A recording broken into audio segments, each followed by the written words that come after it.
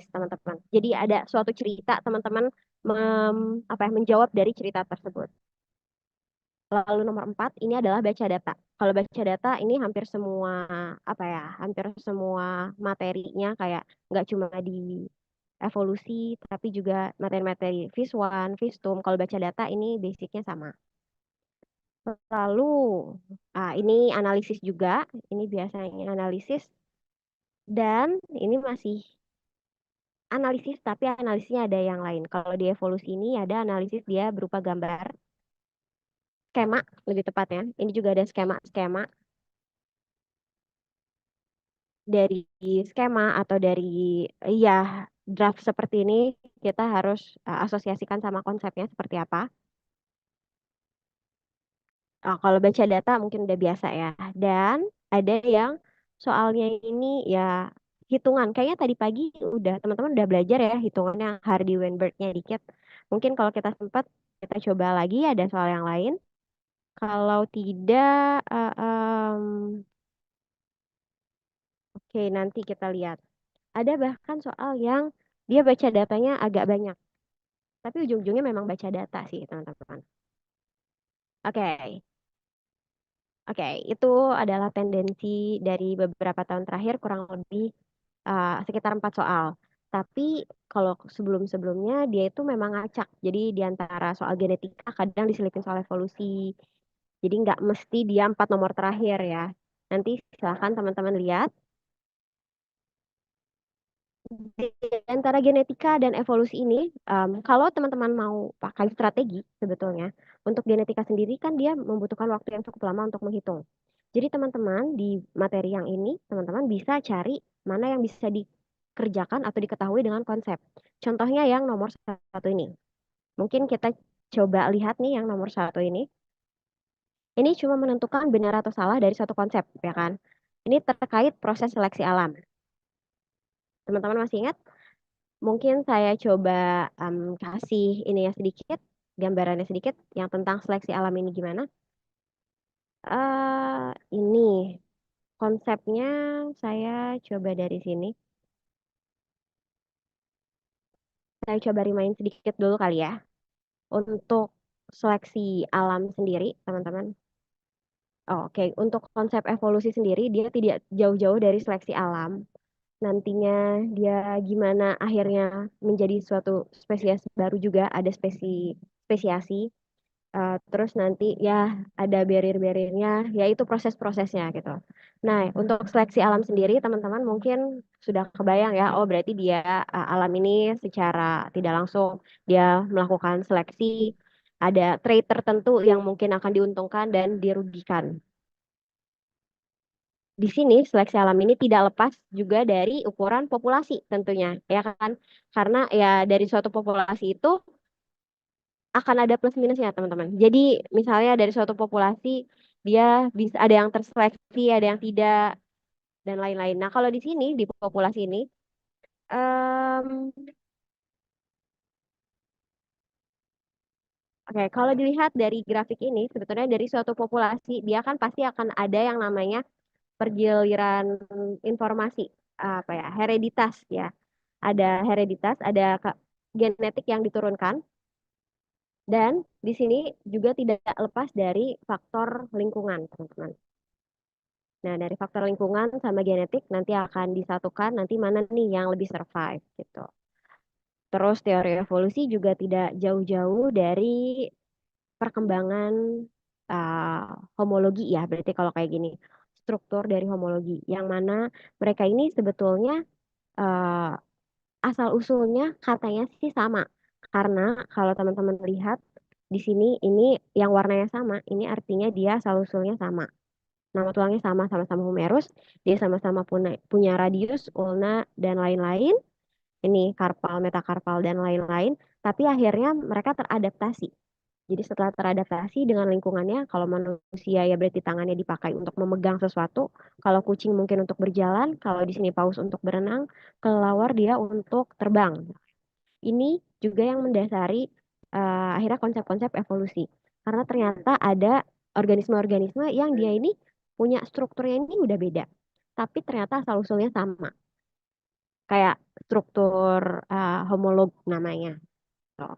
Ini juga pernah keluar di beberapa tahun terakhir kayak apa yang soal yang tadi ya. Coba nanti kita lihat deh. Jadi yang kayak gini tidak akan keluar gambar tapi keluarnya dalam bentuk analisis atau konsep yang kayak tadi. Coba kalau yang kayak tadi ini, teman-teman, yang mana ya? Oh, bukan ada. Belum di sini. Oke, belum di sini. Nanti kayaknya kita akan ketemu di yang ada tentang paus. Saya lupa. Tugas di classroom.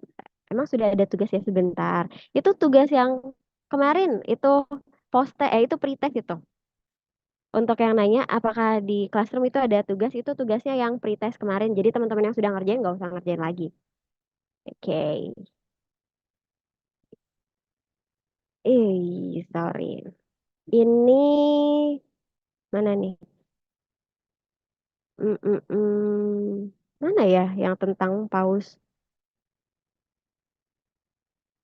Nah ini ada yang kayak gini teman-teman. Ini terkait anggota gerak. Oke, nanti kita baca deh. Tapi kita kembali dulu ke konsepnya dulu biar yang lainnya bisa teman-teman jawab juga. Kembali dulu ke sini, refresh sebentar.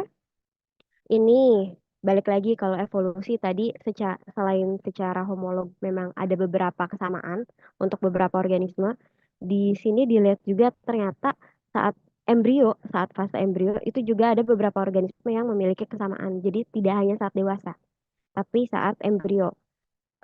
Secara umum vertebrata itu sama, mau ayam, mau manusia, ini agak mirip-mirip. Cuma nanti sel-sel yang berkembangnya bakal berbeda. Gitu. Ini FYI, ini dan evolusi sendiri dia memang tidak lepas dari filogenetik, walaupun soal filogenetik biasanya banyak di biosistematik, tapi ini tidak lepas dari ya proses evolusinya, ya kan? Proses evolusinya bisa digambarkan dengan pohon filogenetik, yang mana soalnya sebetulnya banyaknya di biosistematik, teman-teman. Nanti untuk cara baca pohon filogenetik ataupun cara membuat dendrogram, mungkin kita akan bahas di biosistematik. Em, ini yang sebagai konsepnya, konsep yang harus teman-teman selalu ingat. Jadi untuk evolusi sendiri yang selalu dibahas ini evolusi populasi. Jadi terkait Bapak Darwin sendiri, kita sebutnya Bapak ya. Bapak Darwin ini dia mengembangkannya teori evolusi populasi lebih banyaknya.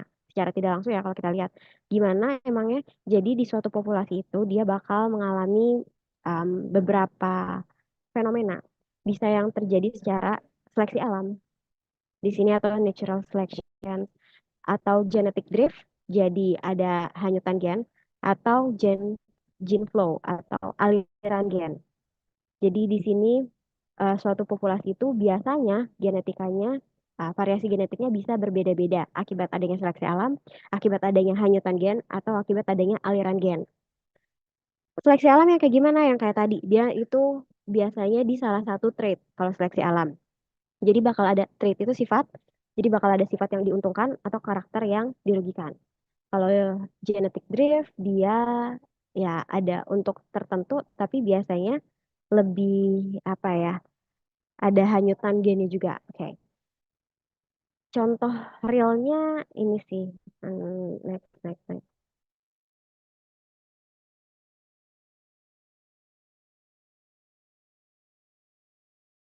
Konsep seleksi alam, lalu hanyutan gen dan juga aliran gen.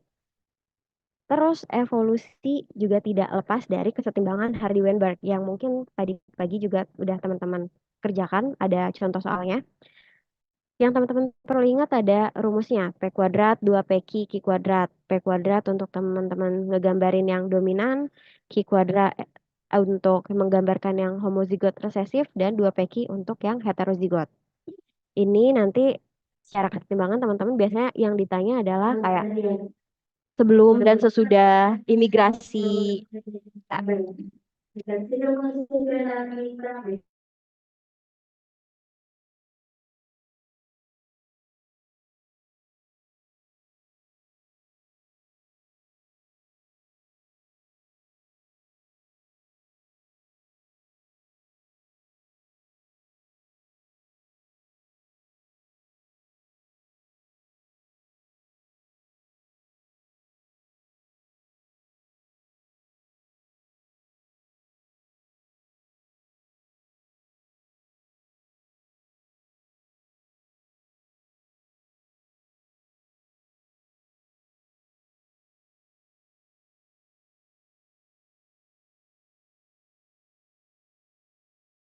Oke, kita kembali.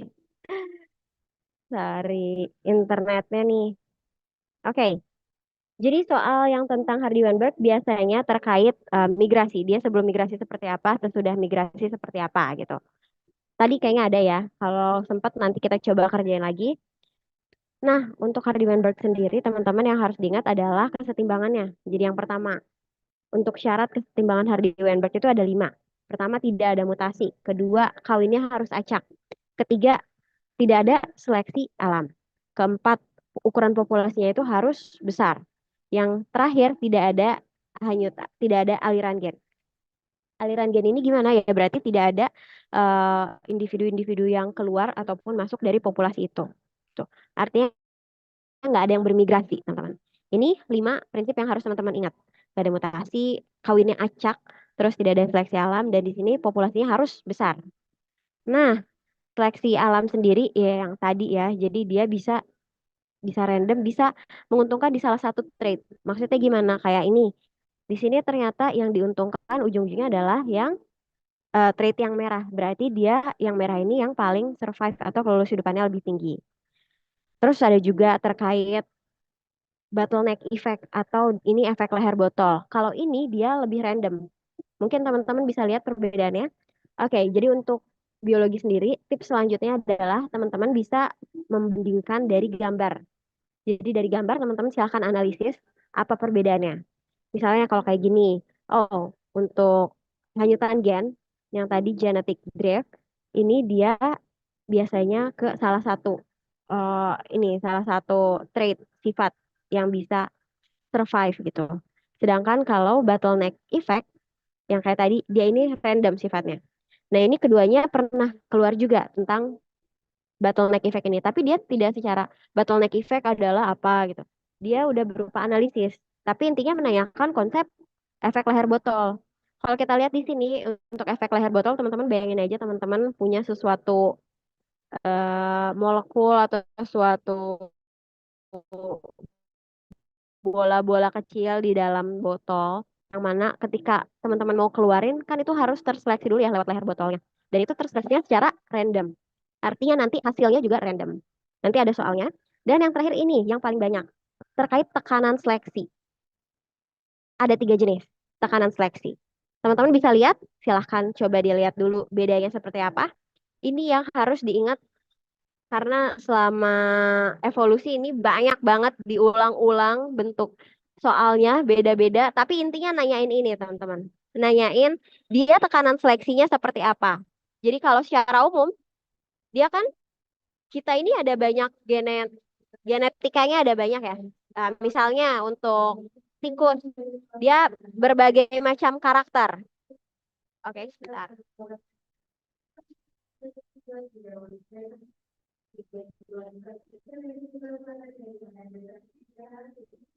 Oke, untuk tikus misalnya, dia ada berbagai macam karakter warna bulu.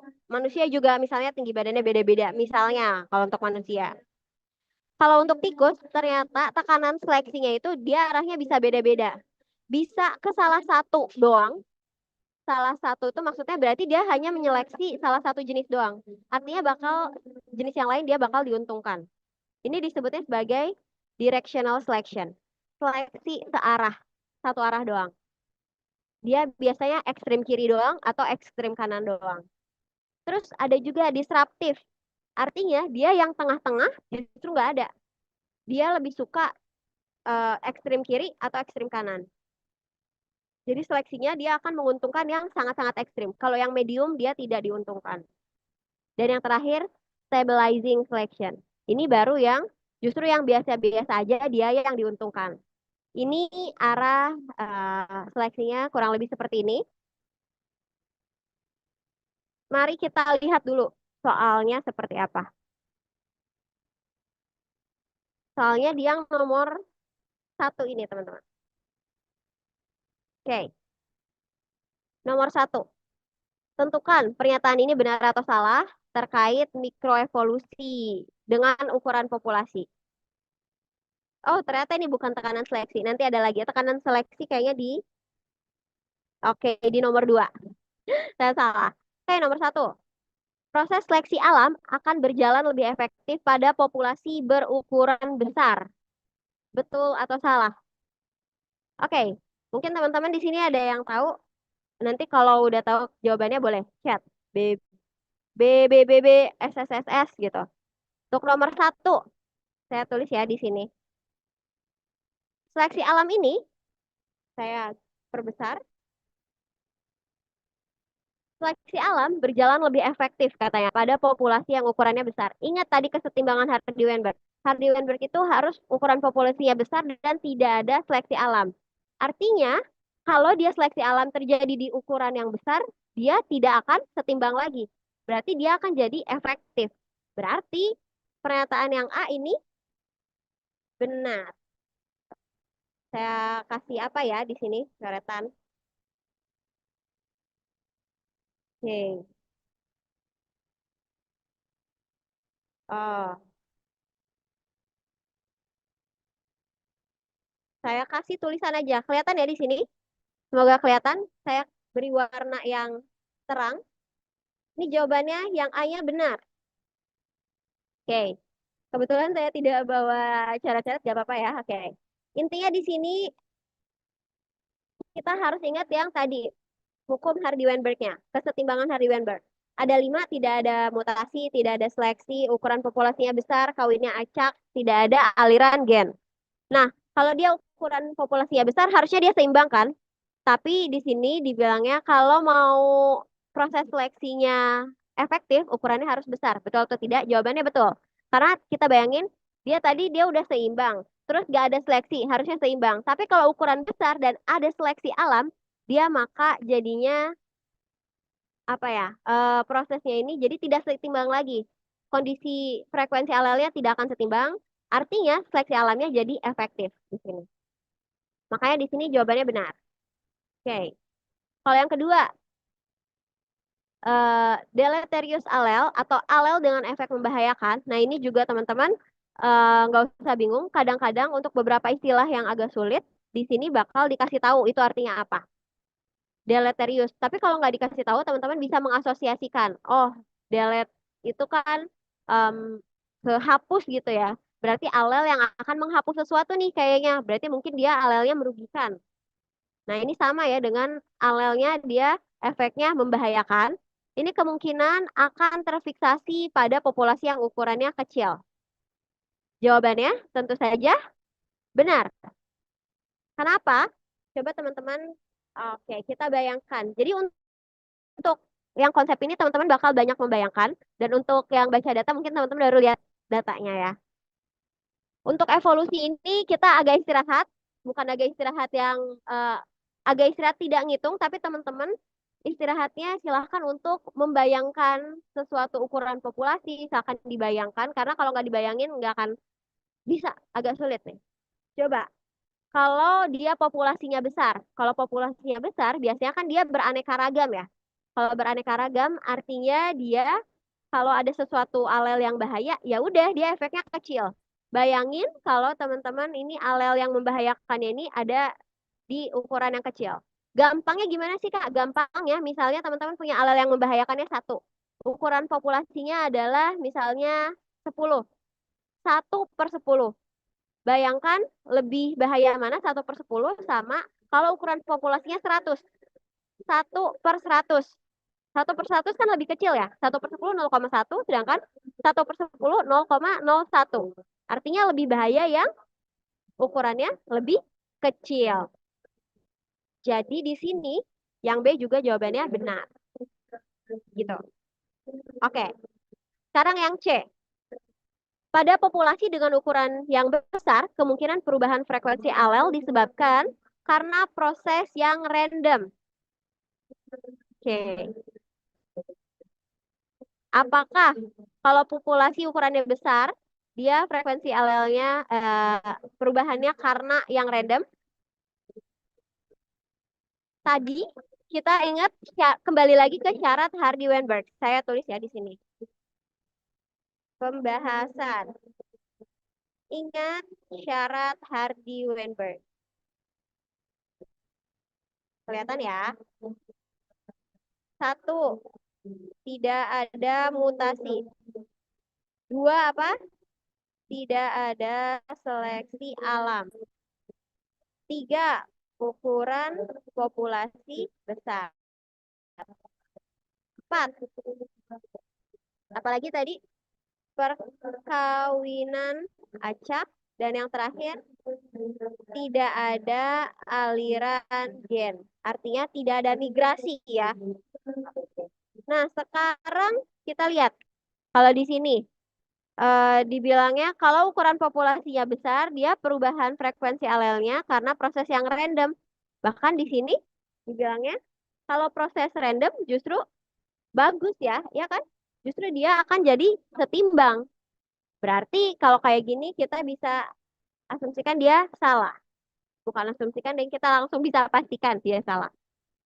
Oke, jadi kembali lagi si kelima syarat ini yang harus teman-teman ingat.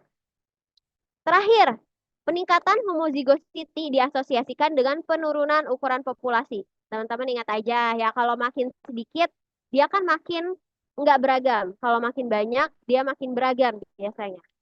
Artinya, kalau apa ya, homozygosity kan dia keseragaman. Keseragaman ini ada hubungannya sama ukuran populasi. Betul atau salah? Tentu saja ini jadinya betul alias benar. Gitu. Konsepnya ini. Jangan sampai lupa.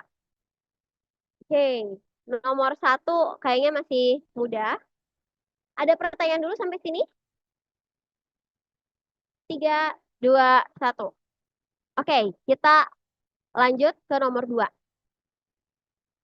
Ini gimana, Kak? Ini dia biasanya langsung lagi kan, tentukan benar atau salah. Wah, berarti kan langsung konsep lagi, teman-teman.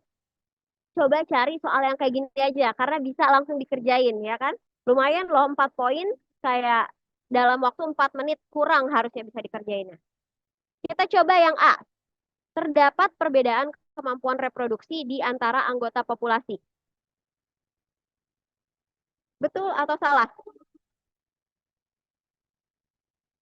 Kalau di suatu populasi ini ada banyak orang, ada banyak organisme, deng, ada banyak individu. Kemampuan reproduksinya bakal beda-beda atau tidak? Tentu saja beda-beda. Saya coba tuliskan. Sekarang kita nomor 2. Nih. Oh, nomor 2 belum kuncinya.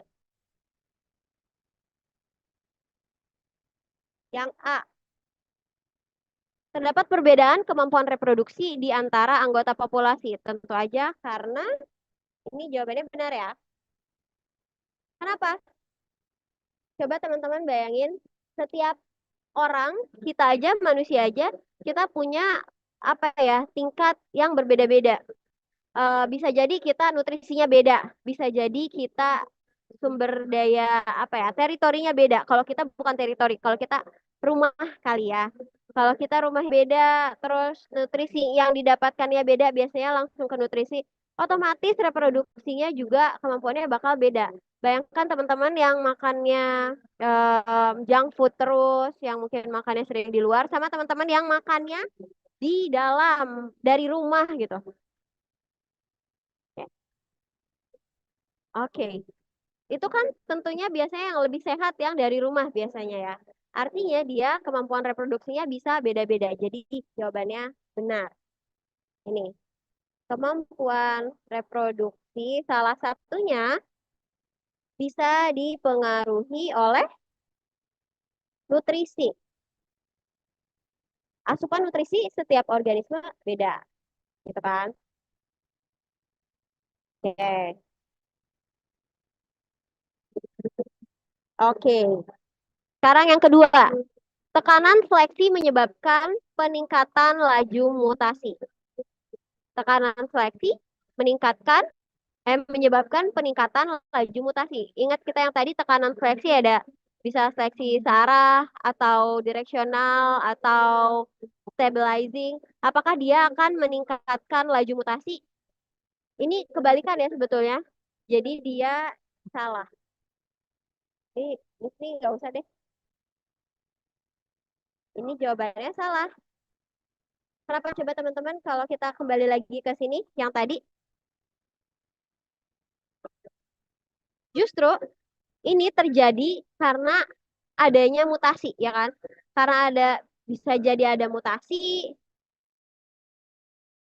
adanya seleksi alam yang kalau seleksi alam biasanya random deh. Biasanya ini berarti karena mutasi. Teman-teman, misalnya kalau ini mutasinya berarti yang putih dan ini tuh dia tidak bisa survive karena gennya itu tidak cocok dengan lingkungan. Makanya dia yang bertahan adalah yang hitam.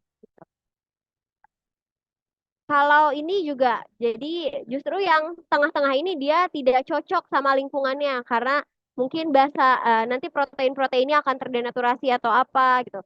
Intinya berarti bukan tekanan seleksi menyebabkan mutasi, tapi justru tekanan seleksi diakibatkan salah satunya karena adanya mutasi gitu. Ya, oke.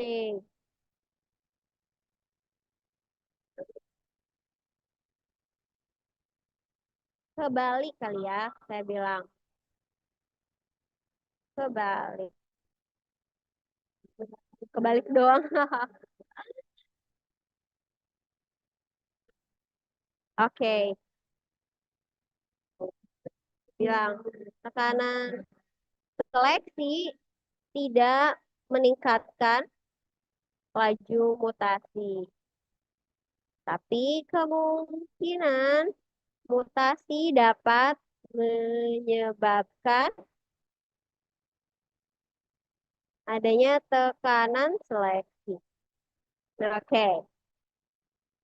Lalu yang C sama D ini terkait seleksi Darwin. Oke. Ini ada request, Kak, tolong dong jelasin teori evolusi dari Darwin. Mungkin untuk di teman-teman di sini pernah dengar dulu itu Darwin sering dikaitinnya apa ya, dibandingin sama Lamarck. Saya coba cari dulu ya Darwin Lamarck.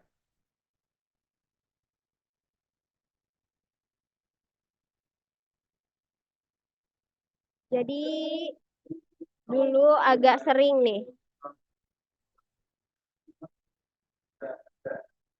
Wow. Dulu seringnya terkenalnya kayak gini. Ini mendingan yang ini aja deh. Wah, gambarnya Quora.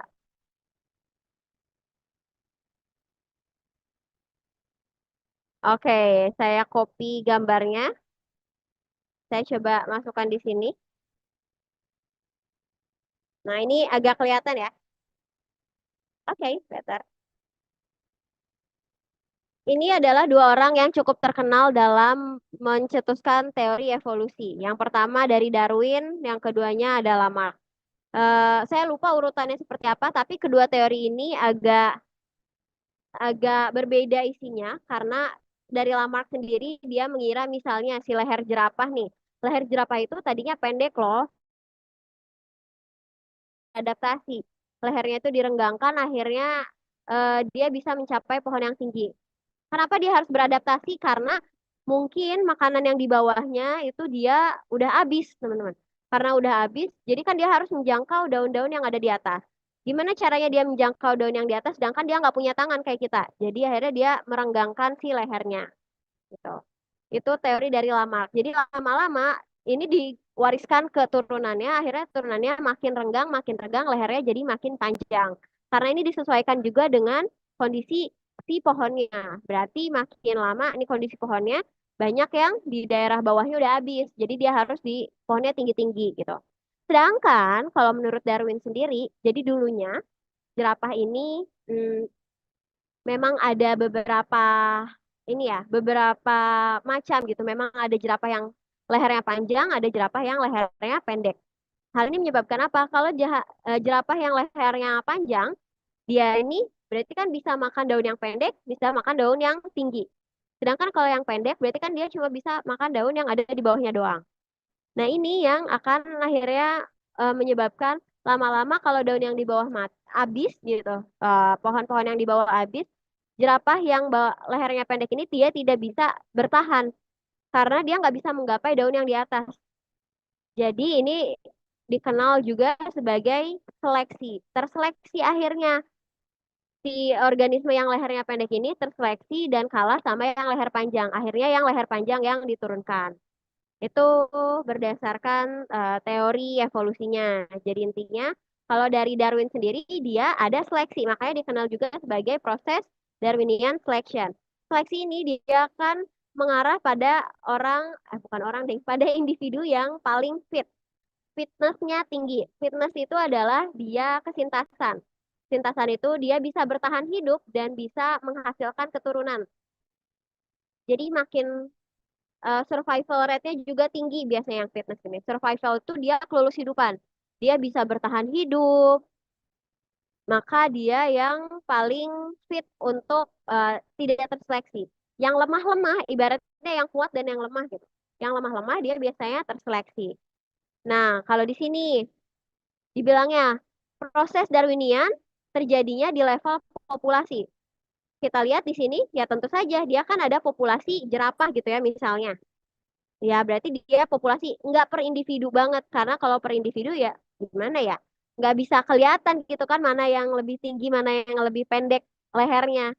Atau mana yang ternyata lama-kelamaan awalnya pada pendek semua, lama-lama jadi panjang lehernya. Kan nggak tahu apakah semuanya beneran pendek semua lehernya atau enggak.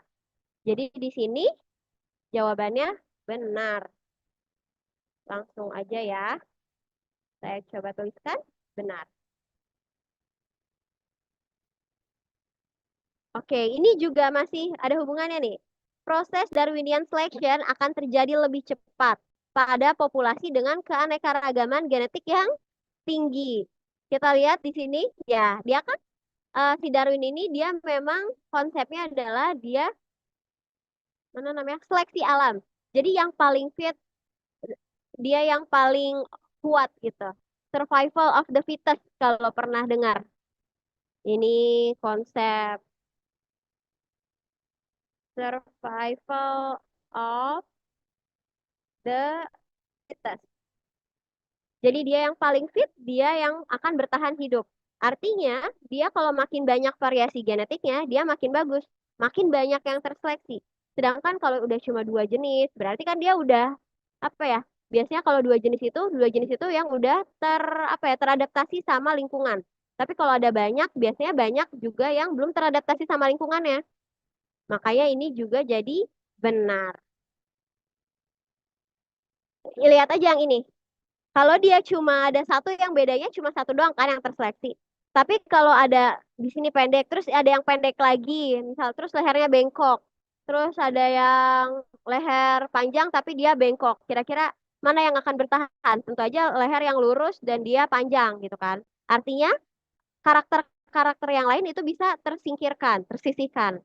Berarti makin banyak karakternya, makin beraneka ragam, dia makin bisa lebih cepat kelihatan survival of the fittest-nya. Oke, jadi yang ini juga benar. Nah, oke. Sampai sini, teman-teman sudah kebayang teori evolusinya seperti apa, basicnya? Oke, kalau sudah, sekarang kita coba, em, mana ini? Oh, ini kalau yang B, saya kasihin ini gambar aja deh. Ini tuh gambarnya gambar yang B. Coba ya. Nah, gambar yang ini. Saya masukin aja ya di ininya. Oh, saya masukin aja di sini.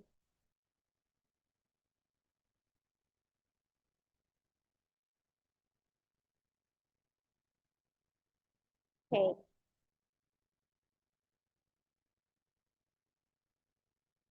nah, sip.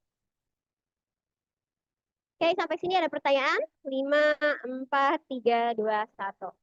Kalau nggak ada, saya lanjut ke nomor 3.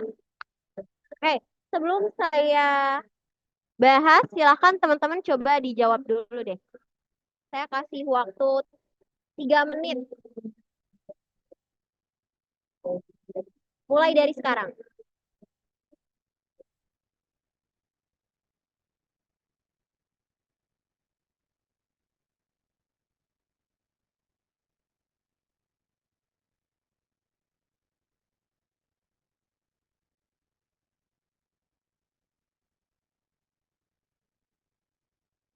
Kalau sudah, silahkan jawab di kolom chat. Boleh di Japri ataupun nggak usah Japri, langsung aja biar teman-teman yang lain juga tahu.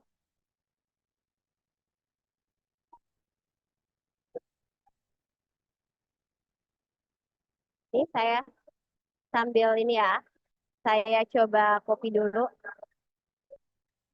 Silahkan dijawab.